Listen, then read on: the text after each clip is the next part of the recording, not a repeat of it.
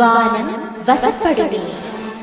எந்த ஒரு நாட்டின் அல்லது நகரத்தின் பொருளாதார வளர்ச்சிக்கும் வர்த்தக விருத்திக்கும் மிக முக்கியமான தேவை நல்ல போக்குவரத்து முறை.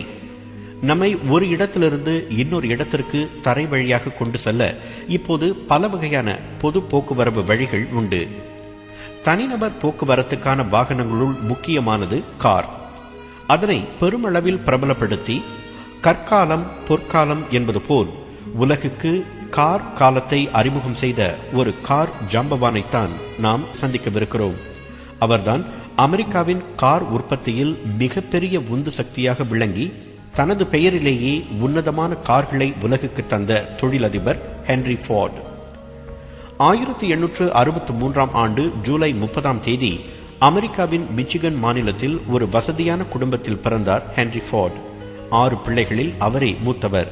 அவர் குடும்பத்திற்கு மிகப்பெரிய பண்ணை இருந்தது. மற்ற 19ஆம் நூற்றாண்டு சிறுவர்களைப் போல ஃபார்டும் தம் இளமை காலத்தில் அவர்களது பண்ணையில் பல்வேறு வேலைகளை செய்தார். ஆனால் அவருக்கு பண்ணை வேலை சலிப்பை தந்தது.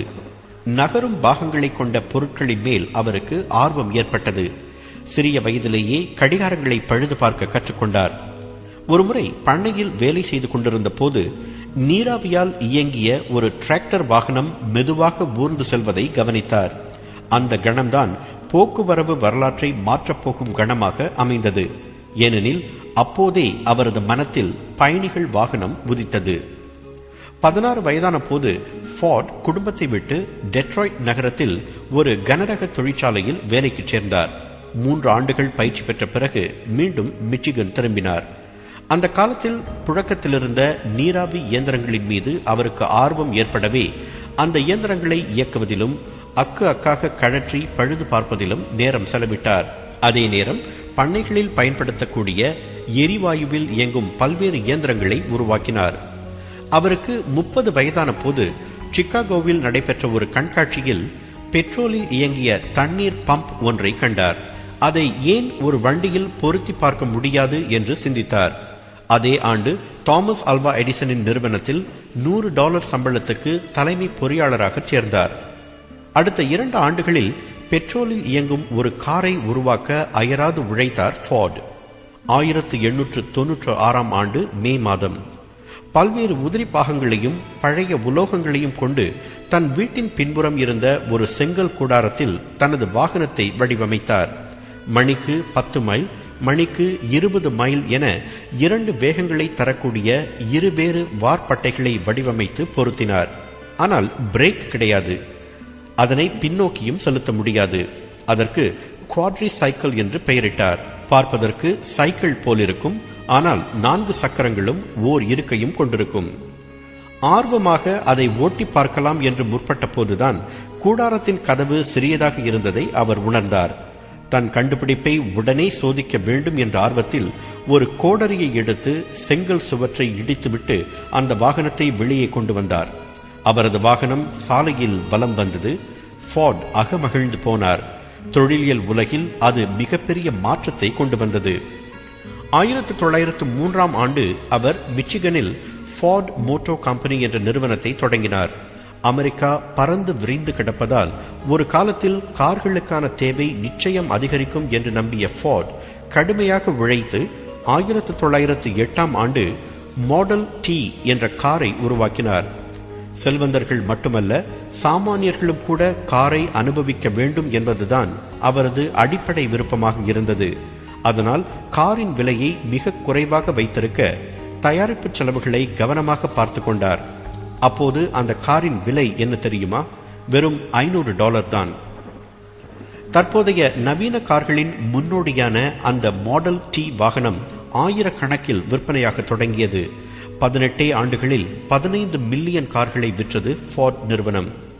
ஃபார்டின் தொலைநோக்குமிக்க தலைமையின் கீழ் அந்த நிறுவனம் அபரிமிதமான வளர்ச்சி கண்டு உலகின் மிகப்பெரிய செல்வம் கொழிக்கும் தொழிலதிபராக அவரை உயர்த்தியது. ஃபார்ட் புரட்சிகரமான இன்னொரு காரியத்தையும் செய்தார். ஊழியர்களின் நலனை பெரிதாக மதித்ததால் அவர் சம்பளங்களை கூட்டி வேலை நேரத்தை குறைத்தார்.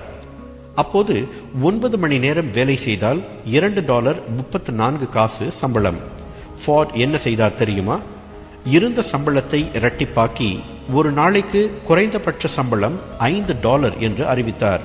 மேலும் வேலை நேரத்தை 1 மணி நேரம் குறைத்து 8 மணி நேர வேலையாக்கினார். பல பொருளியல் நிபுணர்கள் அவரது அந்த நடவடிக்கையை எள்ளி நகையாடினர். ஆனால் ஊழியர்கள் மகிழ்ச்சியாக இருந்ததால் உற்பத்தி திறன் பெருகி நிறுவனம் அபரிமித வளர்ச்சி கண்டது. வாழ்வில் செல்வம் கொழித்த அளவுக்கு அவரது மனத்தில் கருணையும் ஊற்றெடுத்தது. டிசன் இன்ஸ்டிடியூட் என்ற அமைப்பை உருவாக்கி பல்வேறு சமூக நல பணிகளுக்காக தன் சொத்தில் பெரும் பங்கை செலவழித்தார் அந்த தொழில் மேதை. போரை அறவே வெறுத்த அவர் 1ஆம் உலகப் போரை முடிவுக்கு கொண்டு வர விரும்பி ஐரோப்பாவுக்கு பயணமும் மேற்கொண்டார். 1936ஆம் ஆண்டு தனது மகன் எட்சல் ஃபார்டின் தலைமையில் ஃபார்ட் ஃபவுண்டேஷன் என்ற உன்னத அறநிறுவனத்தை தோற்றுவித்தார் ஹென்றி ஃபார்ட். அந்த அறநிறுவனம் உலகம் போற்றும் பல உன்னத அறப்பணிகளை மேற்கொண்டது. 1943ஆம் ஆண்டு எதிர்பாரா விதமாக மகன் எட்சல் இறந்து போனதால் தானே ஃபார்ட் நிறுவனத்தின் தலைமை பொறுப்பை ஏற்றுக்கொண்டார் ஃபார்ட். 1947ஆம் ஆண்டு ஏப்ரல் 7ஆம் தேதி அவர் தமது 84வது வயதில் காலமான போது ஃபார்ட் ஃபவுண்டேஷன் எனப்படும் உலகின் ஆகப்பெரிய அறநிறுவனத்தை விட்டுச் சென்றார். வாழ்வில் செல்வம் சேரும் போது சுயநலமும் சேர்ந்து கொள்வதை பலமுறை சந்தித்திருக்கிறது வரலாறு. ஆனால் போக்குவரவு துறையில் மிகப்பெரிய பங்களிப்பை செய்து செல்வந்தரான ஃபார்ட் மிகப்பெரிய சமூக கடப்பாட்டை காட்டினார். சமூக நலத்திற்காக தன் சொத்தை வாரி வழங்கினார். வாகனம் ஓட்டிக்கொண்டே இந்த நிகழ்ச்சியை நீங்கள் கேட்டுக்கொண்டிருந்தால் ஃபார்டுக்கு நன்றி சொல்லுங்கள். ஏனெனில் அவரது ஆய்வுகளும் சோதனைகளும் வியர்வையும் தொலைநோக்கும் தான் உங்களது வாகனத்துக்கு பின்னால் இருப்பவை.